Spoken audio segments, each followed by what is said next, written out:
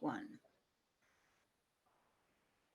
Hi, everyone. Welcome to Nicola Valley Talk every Thursday at 7 p.m. Pacific Time, a product of Experience Nicola Valley that showcases blogs from people who live and play and work within the Nicola Valley, as well as Logan Lake, our sister town, helping to promote our local businesses, nonprofit agencies, artists, musicians, and making Merritt and the Nicola Valley a destination vacation spot all year round.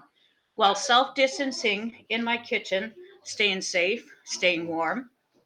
Tonight, I am very excited to have a guest that many people will know that wears two hats. Um, just two. And for and everyone needs to hold on a moment because I seem to have lost his picture. Um, and let us welcome. See, again, people, being live, technical difficulties will happen. So bear with us, and welcome Adam McDonald. Hi, everyone. Hi, Adam. And so the hat tonight you're wearing is being the president of Merritt Snowmobile Club. That's correct. Adam, yes, and welcome, and what a great to have you here and everything. And many people will know you as the president of the Snowmobile Club. So, Adam, could you share with some of our listeners who may not know you a snapshot of yourself? Like, who is Adam McDonald? You've probably seen me more so around Napa Auto Pro in Merritt than anywhere else. My family's ran the business since 1970. We were the auto recyclers. Now we are just straight service. In about 2008, I got involved with the Snowmobile Club, and it wasn't very long after that where I was voluntold into the president position, which here I am today. There's been a few in and out since then, but most of the core group is still the same. And yeah. And Adam, being the president of our Merritt Snowmobile Club at the present, could you share with us the inspiration and the background to how you love this sport, this exciting outdoor snow sport, sled head, as you are, as your grandfather called you guys? Yep. And how long have you been the president of this club? And what, like, tell us about that, please. So when I was very young, my grandfather got me out a few times on just touring around in Brookmere, actually, which kind of spurred the interest. And being a motorsports enthusiast, it kind of went from there. So snowmobiling is not something, or something that I've done most of my life. Yeah, as far as being as of right now, the last stint of that I've been the president has been, I think this is 5 years. Right now, there was a couple members that stepped up and wanted to get some things accomplished, and by all means, it always works better if there's new blood to kind of get everybody ramped back up and carry on, get some stuff going. But of course, we all suffer from volunteer burnout, so sooner or later things have to change, right? Yes, and that's true. I was doing some research on sledding and outdoor and the clubs and stuff like that. In order for us to keep our trails and our clubs going, there needs to be the volunteers to step up for our next generations, right? To have Of course, that, yep. to keep it going for our children and their children and things like Without that. our next generation, the next generation coming up, snowmobiling Yeah. isn't going anywhere. So it's no different than hunting, fishing, skiing, any of that kind of stuff. Without the next generation following our steps, it's not there. Exactly, and that's what we need to think of. I mean, and you think of in the past, where there was always clubs going, and a lot of, I know my parents, my mom, exactly, she, I don't know how many places she volunteered, and those things, Yep. it was because of them that things like this have always kept going. So Yep. as someone like myself who didn't really know anything about the Merritt Snowmobile Club, Could you please share with our viewers what it is to be a member? How do you become a member? And what are the benefits? Yep. Yeah. So the Merritt Snowmobile Club has four dedicated riding areas, two of which are regularly maintained and the other two are partially maintained. Um, Memberships are available at either of our parking lots. I have them here at Napa Auto Pro. They're available at Nicola Motorsports as well as Frank's Mechanical. The cost to join the club is $140 for a primary member and $75 for a secondary. Seniors are 60, youth is 30, and a corporate sponsorship at this point is 300. And those benefits, what do they entail when you buy a club membership? What do you are you allowed to go on all the trails? Like how does that So happen? with our club memberships, if you're a primary, secondary, or well, any of the memberships, you get a season's pass. So we also charge a day user fee at all our trailheads. So anybody going up the trail, the user fee is $120. Or Okay. sorry, the day fee is $20, and the big selling feature for most of the guys is, well, I ride 6 times and there's my season's pass. That's typically the number one sales tool that we have. By becoming a club member, you also become a member of the BC Snowmobile Federation, which there is a list of probably about 30 items and businesses and companies that are involved with that you get a bit of a discount on by being a club member. So that's go ahead. Sorry. Oh, I was going to say, like when I was talking to you, when I was fortunate enough to, and that also entails, I think you give information to where to look, like Avalanche Yep. websites and stuff So like that. I do try to monitor the avalanche bulletins regularly. If we are getting into a high or extreme avalanche condition, I do try to post that bulletin just so that anybody that's riding in our area that weekend, they have the most up-to-date information, if they haven't gone to look at it, at least it's on our Facebook page or on our Facebook group so that they can see that and at least make an informed decision of whether they should travel that terrain on that trip or not. Oh yeah, that's very good. And so one of the my favorite parts of doing this talk show and blogging is I get to meet people like you and get to experience what you're doing. And so I was fortunate to spend some time a couple of weeks ago out at Brookmere the other week, and I was able to see firsthand how many of your club members came out to enjoy that beautiful day, which changed the Yeah, that weather was within. the weather was kind of in and out all day, but that was a kind of a really small snapshot of how busy that parking lot can get in on a Saturday morning. Because the weather was kind of in and out, we had about 25 riders in the parking lot that day, which can account to 25 trucks or trucks and trailers and all kinds of mayhem happening first thing in the morning, especially if we get a couple of feet of snow overnight. We've had that this year as well, where I'm the first one up there, and then I have to open the parking lot. Oh Otherwise, there's yeah. nowhere to park. So and that's what really I was so impressed with was how much grooming goes into the trails, and it's There's a lot dedication. of time and there's a lot of time and effort that goes into maintaining those trails. Typically, there's a crew of about 5 of us that run the snowcats, and we're out there at least every second week, if not every week, depending on the traffic. Uh, and we've and kind of we've kind of sorry, go found that ahead. over the years, the magic number for when the trail becomes really a safety hazard is about 45 riders.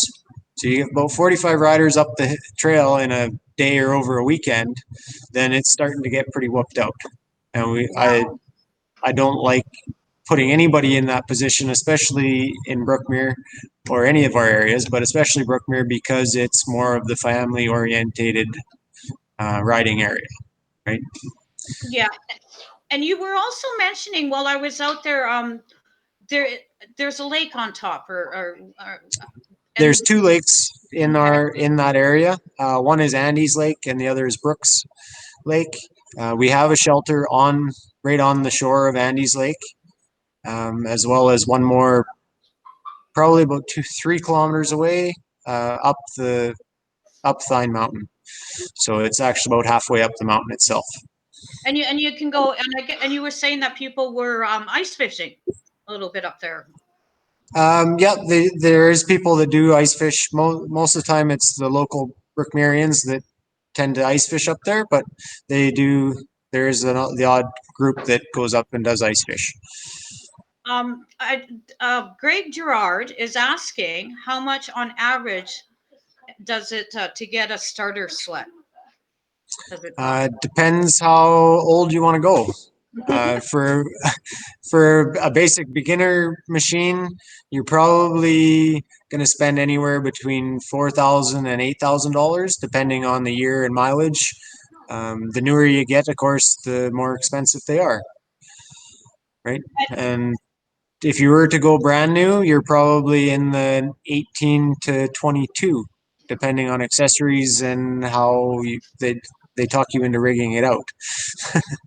What about those little kitty cats? Are there kitty cat ones? The little ones? Yeah, the little machines. I'm not 100% sure on the cost of them, but I know like the even used they go for anywhere from $1,500 to $2,500 for the little Wow. ones.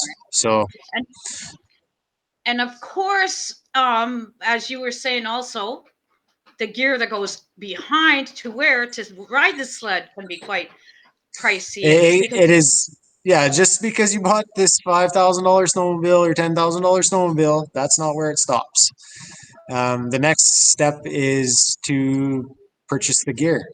Um, yeah, when typically I try to update my gear every 2 to 4 years, depending on how much wear it gets.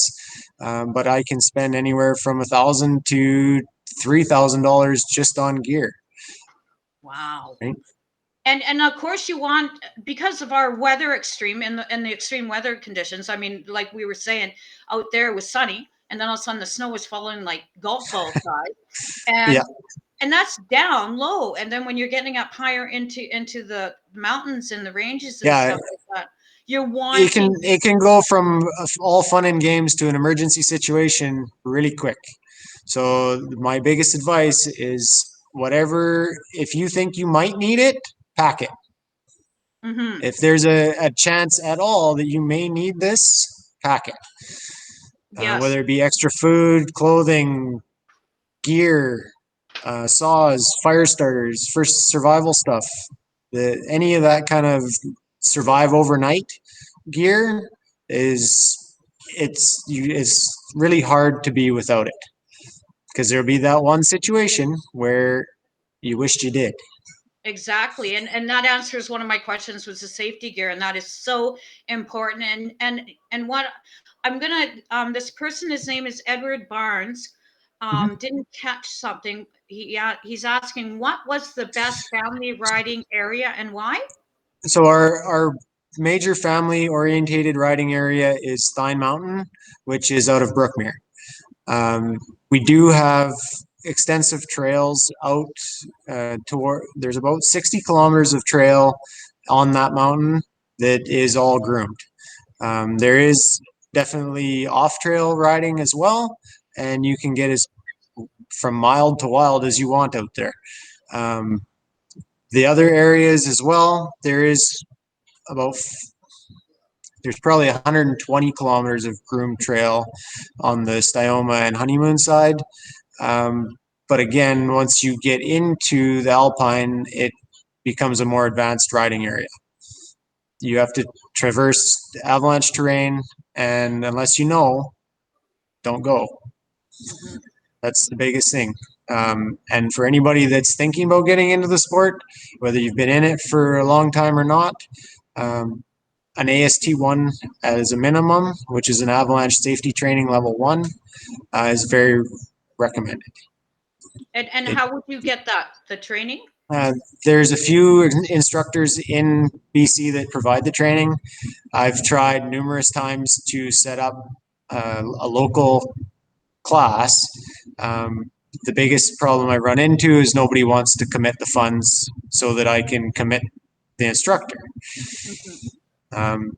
It's not cheap, just like anything else with this sport. It's about $350 for a weekend. And to do the course, one day is theory in the classroom, which I believe during COVID they're doing via Zoom. And then the next day is on the mountain and actually using the transceivers, digging snow pits, actually looking at the condition of the snow. And I guess you can see this too also, Adam, is that for any of the areas, can you do Twoup trail riding? Is I'm assuming that's two one by side or beside each other? Is that what you can do? Um, yeah, as my biggest concern with Twoup trail riding is that the machine is designed to handle 2 passengers. Lots of the mountain machines are not. You can buy add-on seats that have the second position for the passenger, and then away you go. But doubling on a mountain sled that's designed for one person is not recommended. Oh, okay. And Melvina White is saying great information, Adam, and kudos to the organizers of the Thanks, group. Melvina. Yes, I'm telling you, talk about dedication. I mean, you were there being the president. I mean, you're taking all the and you have your first aid, right? Because you're also another hat. I have my first responder 3 ticket. Yes. Yeah, and so you're doing making sure the trails are being groomed. You're making sure of the head counts. Well, trying to as much as you can, right, of people that are Yep. out there. Because I do know that when people come into the Brookmere, there's what was his name? Was it Dick? I hate to get his name Yeah. wrong. Dick Heinbeck is our collector, Hmm. our lot attendant. As And so he's going to know, you guys are going to know who's out there, right? And yeah, to all, yeah. He's if nothing else, we have a number count, hmm, which which is is what Rec Sites and Trails wants to see. Because of course, the more use that our trails are getting, the more the more value they can see that we're providing, which gives us a little better working relationships with them.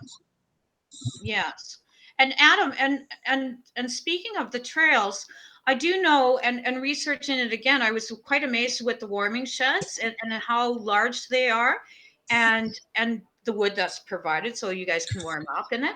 And where Yep. are they located? So on Thine Mountain, we have 2 warm-up shelters at this point in time. One is on Andes Lake, right on the shore. There is an outhouse there as well, and the other one is about halfway up Thine Mountain, which is about I think it's about 3 to 5 kilometers from Andes Lake, up the mountain, and there's an outhouse there as well. The other 2, or we actually have 3 more on our other maintained area. We have one at Lightning Lake, which was a new addition this year after the fatality that we had in Cabin Lake last year. We I don't know if lobbied is the right word, but we approached the First Nations and search and rescue and forestry about safe emergency shelter out there just in case something else happens. Not that we want anything else to happen. And so there is that one. There's also one at 24K on the same road, and the honeymoon suite in the Honeymoon Valley. Oh, the honeymoon suite in the honeymoon valley. Hey, I Yep. mean, that'd be a great honeymoon thing, eh? Like you get married and then, ooh, hey, with COVID, you can't go anywhere. So I'm Nope. taking you to your honeymoon suite in Honeymoon Valley. Yep. People out there, winter wedding. That'd be cool. Adam, would you like decorate it for them and everything and I such? don't know if we'd go that far Okay. because that is a winter access only cabin. Oh, So okay.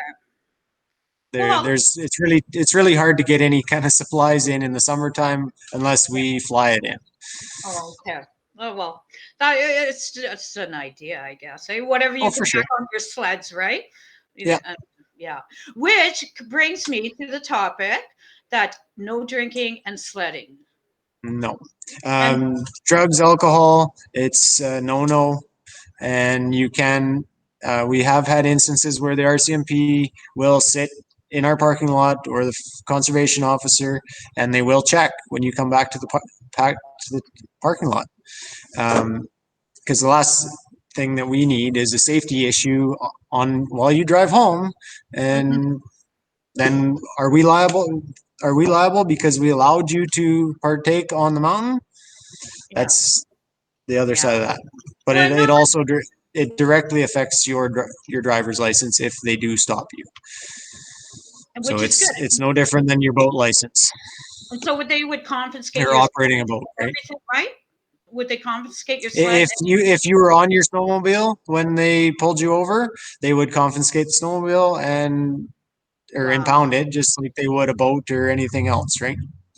And it's not cool. And I mean, there's going to be No. kids out there and other people that don't. It's just like drinking and driving vehicles, right? Yep. And the damage can, and it's you're in a recipe for danger, I guess it would be. Yes. Okay. Yeah. No. Sled Safe is a campaign that the federation has been pushing. We there is also snowmobile operator courses available through them. If anybody's interested, I can definitely reach out to the office and see who the instructor is and when, Mhm. costing, that kind of stuff. And due to time constraint, we would Mhm. love to mention all the sponsors that the Merritt Snowmobile Club has, but Yep. I mean, they're so numerous and thankful for all of them. And I am actually right now doing a blog for Experience Nicola Valley bloggers, and I am mentioning every sponsor that you guys have and giving kudos Awesome. to. Yes, and without them, right, Adam? Like, It will. wow. Yep. And your No. volunteers, Sorry. and your volunteers too, also. Yes. We couldn't do what we do without the volunteers that we have, and the corporate and um, business sponsors that donate to us faithfully. Yeah. And Adam, like say myself not knowing where to buy or purchase a sled other than maybe on the internet somewhere, which I would think would be not the greatest thing. Yeah. Where in town would I go look at some or talk to In someone? in Merritt, Yes. you would go and have a conversation with Grant at Nicola Motorsports. Okay. Awesome. He's our local sled shop, and he will be able to fit you with any gear that you need, as well as a machine to get out on the snow. Well, thank you. Yeah, yeah, that's good. And Adam, have you found due to COVID, is there an increase in family and people starting to get back to the outdoors in this sport? Yes, yeah. We noticed even last spring when they first introduced all the lockdowns and no travel restrictions, and that's going on. We noticed right away that like even though we weren't able to operate, just me out there riding, I noticed that there was a huge uptake in people already, and we were at the tail end of the season last year. This year, our membership is up probably about 40 members Hmm. from the last year, and they're all new faces. Wow. Mostly families, mostly couples, and they're all trying to get the kids out because really, you buy 2 or 3 seasons passes for the snowmobile club, it's a whole lot cheaper than uh, seasons pass at a ski hill, Exactly. And right? also a lot better and healthier for your kids. And you're doing it together and getting that outdoors again, right? Like, Yep. which is beautiful. I mean, what? Come on, we live in a beautiful area. And Adam and I, you did tell me that for to become a club member, you don't have to live in Merritt. I don't know if No, we. of course not.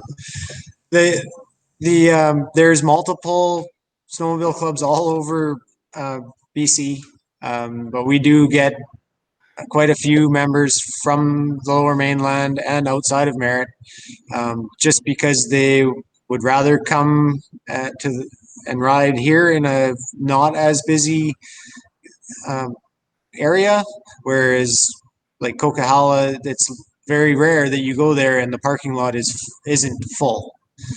So there could be 400 sleds on the mountain that day, and it's like, yeah, maybe for the newbie doesn't really know where they are or a whole lot of experience, they don't want the fear of just running into somebody else on the trail, right? Yeah. And also with that in mind, I don't know if we mentioned that, but at your kiosks, I guess, your Yep, station, you have maps and trail. we do. I don't have any paper copies of maps at this time, but on in all of our warming shelters, as well as on the kiosk in the parking lots, there is an Avalanche Canada map which shows our all our trails, our marked designated trails, as well as any avalanche terrain that you may have to uh, traverse to get into an area. Um, this person, this Ken Caruthers, hope Yeah. I'm sorry if I pronounced it wrong, is asking, does your machine have to be insured and plated in order to ride on the trails? By law, your machine does need to be registered. It's highly recommended that you have some sort of liability insurance. With your membership, most insurance companies do offer at least a 10% discount on liability insurance. So it is definitely something that is worth having. Awesome. And so there are many of us that are working towards and believe that Merritt should be a destination spot for yearly outdoor Yeah. activities and everything. With such a sport as snowmobiling, how can this sport, can it generate, and how can it, and how does it generate economy for our businesses, our hotels, our like our small businesses and everything? Can Yeah. you? So on an average, for me to go riding for a day, it's $25 in fuel in the snowmobile, probably 50 to 75 in the pickup, another 20 to $30 for a lunch, and that's just if I'm staying in town. If I'm going to Revelstoke or Sycamoose or somewhere like that, it's probably 175 to $100 in fuel for the truck. Same for the sled, because they don't really burn a whole as much as they used to. That's for sure. But it could be a $500 day depending on where we're going. So Yeah, especially if you have to throw a hotel room in there or 2 nights or that, it all adds up really quick. Um, this federation did an economic impact study a couple of years ago on how much snowmobiling brings into BC in a season, and it was a ridiculous number, somewhere in the millions. I think it was like 3.6 million on the low end. So it's a huge dollar amount value that the snowmobile tourism business does bring into BC. yeah. And not to mention like our town, many businesses in this town would like a piece of that pie of Of those, course, yeah. right? We did set up with the Best Western a couple of years ago that they have our day passes available at the desk. So if you phone them and I think they were actually working on doing a stay and sled package. So the room package would include our day passes, and then they would just show that little voucher at the trailhead to actually get their day pass. Oh, that's very good. Yeah. Adam, could you share with our listeners what the Experience Nicola Valley bloggers in this talk show means to our community, and how are the benefits and anything else that can help our. I missed the first part of that. Oh, I'm Sorry. sorry. I said, could you share with our listeners what the Experience Nicola Valley bloggers and this talk show means to the community and to you even like. It's great. It's definitely something that I had never thought of doing.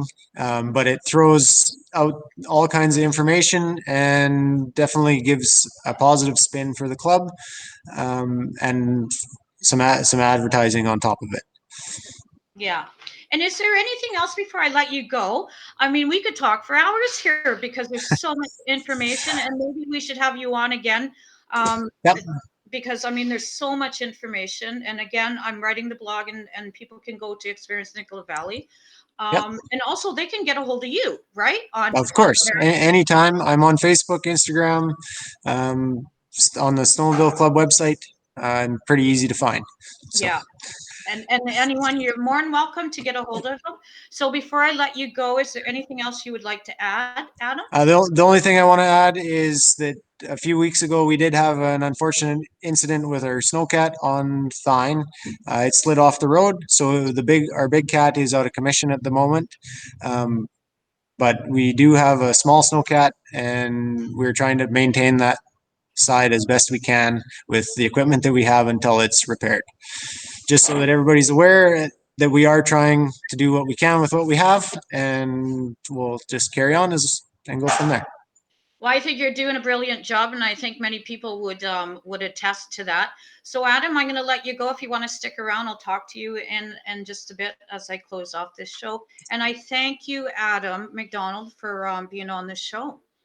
Thank you, Tina, for having me, or Tania for having me on here. Yeah, that's okay. Tina, Tania, tomato, tomato. Okay, I'll talk to you in just a bit. Okay. Sounds good. Wow, everyone. Hey, Adam McDonald, like, talk about a great show. I mean, get a whole, oops, I brought you back on. Hi, Adam. Well, I might as well just keep you on for a second. So I'm going to say goodnight to everybody with Adam here, and he can say goodnight after I do my little bit here. So again, Nicola Valley Talk every Thursday at 7 p.m. Pacific time. Remember the 4 R's: reuse, rethink, recycle, and reduce. And due to this, Planet Hair is having secondhand clothes by commission. Beautiful clothes. In fact, I just bought this shirt here down there. So clothing provided by Planet Hair and Hair. And also, it's Valentine's Day this Sunday. Remember, men and ladies, it is Valentine's Day. So get out there and do something special. And next week is a special guest star again. Every week is Wes David from the Fishing the Wild West TV show. So he's going to be here on next Thursday at 7 p.m. Pacific. So I'd like to say goodnight to everyone. And Adam can say Right goodnight. on. Thanks, Tania, for having me on here. And good night, everybody. Okay, I'm going to keep you